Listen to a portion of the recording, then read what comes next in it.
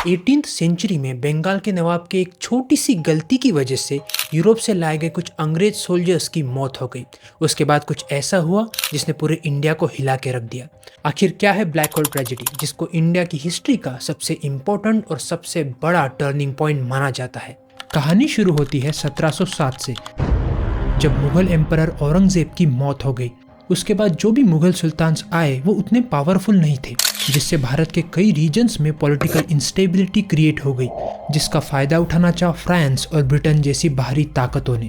80th century तक east India company ने भारत के कोस्टल रीजन्स यानी समंदर के तटों पर मुगल एम्पायर की परमिशन की मदद से अपना अच्छा दबदबा बना लिया था, पर अब फ्रांस भी यही करने की कोशिश में था। अब तक फ्रांस का इन्फ्लुएंस सिर्फ साउथ इंडिया के कुछ कोस्टल रीजन्स तक ही सीमित था, जैसे पौंडीचेरी और कोरोमंडल एरियाज। 1715 में फ्रांस से जोसेफ ड्यूप्लेक्स इंडिया आया और फ्रेंच ईस्ट इंडिया कंपनी के लिए काम करने लगा।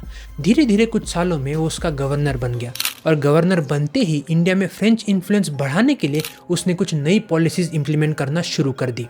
इसी दौरान वहाँ यूरोप में फ्रांस और ब्रिटेन के बीच ऑस्ट्रियन सक्सेशन को लेकर युद्ध शुरू हो गया, जिसको कार्नेटिक वॉर के नाम से जाना जाता है।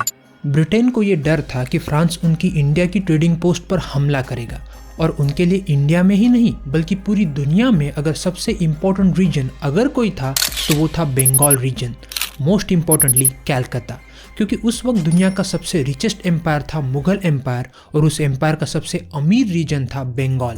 कुछ एस्टिमेट्स के हिसाब से अकबर के शासन के दौरान मुगल एम्पायर के पास इतनी वेल्थ, इतना पैसा था कि वो आज के हिसाब से 21 ट्रिलियन डॉलर्स होता, almost the size of Chinese economy. और औरंगजेब के शासन के दौरान ग्लोबल इकोनॉमी में इंडिया का कंट्रीब्यूशन 23 to 25% के बीच में था, ऐसा ब्रिटिश हिस्टोरियन एंगस मैडिसन ने कैलकुलेट किया है। 1754 में यूरोप से भारत आए हुए स्टेयर डैलिम्पल नाम के एक आम ब्रिटिश सोल्जर ने इंडिया से अपने फादर को एक खत में लिखा था, मैं कलकत्ता में शायद 15 से 20 साल के लिए रहूँगा, इतने टाइम में मैं शायद यहाँ का गवर्नर बन जाऊँ, पर ऐसा नहीं भी हुआ तो भी कोई बात नहीं, मैं 15-20 सालों में बहुत सारे पैसे कमा लूँगा।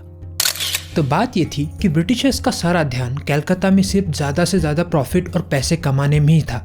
इस चक्कर में उन्होंने कलकत्ता सिटी को डिफेंड करने के लिए पैसे खर्च करने पर ध्यान ही नहीं दिया, और कलकत्ता सिटी का डिफेंस बहुत कमज़ोर, बहुत वीक है, ये फ्रांस को अच्छी तरीके से पता था, क्योंकि फ्रांस एक फैक्ट्री वहाँ से 200 किलोमीटर दूर कासिम बाजार में ऑपरेट कर रहा था।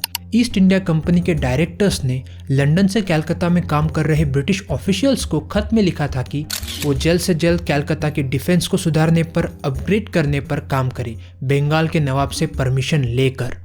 अब काम तो उन्होंने शुरू कर दिया था, पर बंगाल के नवाब से परमिशन लेने वाली बात जो उनसे कही गई थी वो उन्होंने निगलेक्ट कर दी। विलियम डार्लिम्पल की इस किताब में लिखा गया है कि उस वक्त के बंगाल के नवाब अलवर्दी खान को व्हाइट पर्शियन बिल्लियाँ बहुत पसंद थी, तो उनसे छोटा सा फेवर या परमिशन भी पाने के लिए फ्रेंच और ब्रिटिश आपस में कंपटीशन करते थे कि कौन उनको रेयर बिल्लियाँ दुनिया भर से ढूंढ के गिफ्ट करेगा। अंग्रेज़ों को पता था कि नवाब से परमिशन फ्री में तो नहीं मिलेगी, उसे पाने के लिए उनको उसे पैसे देने पड़ेंगे, तो क्यों ना वो खर्चा बचाया जाए। नवाब को इतने छोटे मोटे कामों के बारे में कहाँ ही पता चलेगा, पर ऐसा बिल्कुल नहीं हुआ। बंगाली नवाब अलवर्दी खान का जासूसों का स्पाई नेटवर्क उस वक्त इतना स्ट्रांग था कि कुछ दिनों में ही ये खबर उस तक पहुंच गई, और यही से नवाब और अंग्रेज़ों के बीच में तनाव बढ़ने लगा। अलवर्दी खान ने अपने वारिसों की एक मीटिंग बुलवाई, ये डिस्कस करने के लिए कि अब अंग्रेज़ों को कैसे सबक सिखाया जाए। उन वारिसों में से एक था उनका जमाई नवाजिश खान, जो कि एक अच्छा लीडर था, और दूसरा था उनका पोता सिराजुद्दौला, जो कि सबसे ज़्यादा रूथलेस था। सिराजुद्दौला चाहता था कि वो ईस्ट इंडिया कंपनी पर अटैक करके उनको सबक सिखाए, क्योंकि वैसे भी उसकी अंग्रेज़ों से ज़्यादा बनती नहीं थी, उसकी दोस्ती फ्रांस के व्यापारियों के साथ थी। पर अलवर्दी खान ने एक आखिरी बार अंग्रेज़ों को एक मौका देने का तय किया। उसने अपने एजेंट नारायण सिंह को उन्हें समझाने भेजा कि अगर मुगल एम्पायर के अंडर यहाँ बिजनेस करना है तो उनके बनाए नियमों का पालन करना जरूरी है। और उसके ठीक कुछ दिनों बाद अलवर्दी खान की मौत हो गई और सिराजुद्दौला बन गया बंगाल का नया नवाब। अलवर्दी खान का एनवॉय नारायण सिंह जब लौटकर वापस आया तो उसकी मुलाकात नए नवाब सिराजुद्दौला से हुई। तब उसने नवाब को बताया कि अंग्रेजों ने उससे मिलना तक ठीक नहीं समझा और उसको कलकत्ता से बाहर निकाल दिया।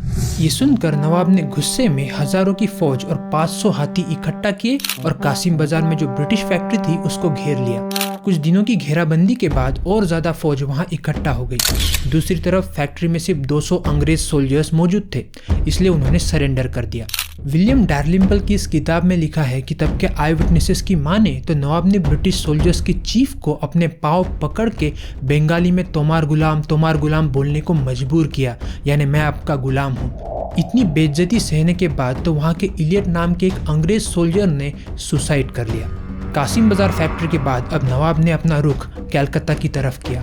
उसने एक बार फिर से कलकत्ता के ब्रिटिश गवर्नर को खत लिखा और जितना भी कंस्ट्रक्शन उन्होंने नवाब के परमिशन के अलावा किया था वो तोड़ने के लिए कहा, पर वहाँ से नवाब के खत का कोई रिप्लाई नहीं आया और इसीलिए अब नवाब अपनी फौज के साथ कलकत्ता की तरफ रवाना हुआ। जनरली मुगलों की जो फौज होती थी वो बहुत स्लो ट्रैवल करती थी, ज़्यादा से ज़्यादा 4-5 किलोमीटर्स पर डे। पर इस बार सिराजुद्दौला की फौज ने कासिम बाजार से कलकत्ता का 210 किलोमीटर का सफ़र सिर्फ 10 दिन में तय किया, वो भी बंगाल के जून की तपती गर्मी में। 1756 ब्लैक होल ट्रेजेडी, कलकत्ता। जब नवाब सिराजुद्दौला की फौज कलकत्ता पहुंची तब मुगल एम्परर के परमिशन से कलकत्ता के फोर्ट विलियम पर ईस्ट इंडिया कंपनी के सोल्जर्स तैनात थे। नवाब ने एक बार फिर से उन्हें सिटी के फोर्टिफिकेशन को रोकने के लिए कहा और उनसे पैसे की मांग की, पर एक बार फिर अंग्रेजों ने नवाब की बातों को नज़रअंदाज कर दिया। गुस्से में सिराजुद्दौला ने कलकत्ता के फोर्ट विलियम पर चढ़ाई कर दी। कुछ दिनों की घेराबंदी के बाद नवाब अपनी योजना में कामयाब हो गया और उसने कई सारे ब्रिटिश ऑफिशियल्स को बंदी बना लिया। पर ट्रेजेडी ये हुई कि फोर्ट विलियम के जिस प्रिजन सेल में ब्रिटिश ऑफिशियल्स को कैद करके रखा गया था वहाँ उनमें से कुछ ऑफिशियल्स की सफोकेशन और डिहाइड्रेशन से मौत हो गई। इसी इंसिडेंट को ब्लैक होल ट्रेजेडी के नाम से जाना जाता है। ईस्ट इंडिया कंपनी ने इस ट्रेजेडी का इस्तेमाल कलकत्ता सिटी पर फुल फोर्स में अटैक और नवाब सिराजुद्दौला के खिलाफ आर्मी खड़ी करने के डिसीजन को जस्टिफाई करने के लिए किया। उसके बाद हुआ बैटल ऑफ प्लासी, जिसने भारत के इतिहास को एक नया मोड़ दिया। अब ब्रिटिश एम्पायर धीरे धीरे पूरे इंडिया में अपने पैर फैलाने वाला था। अगर आप उनकी पूरी स्ट्रेटजी, उनका पूरा मास्टर प्लान जानना चाहते हो कि कैसे उन्होंने इंडिया पर अपना कब्जा जमाया, तो हमारी ब्रिटिश एम्पायर वाली डॉक्यूमेंट्री ज़रूर देखिए।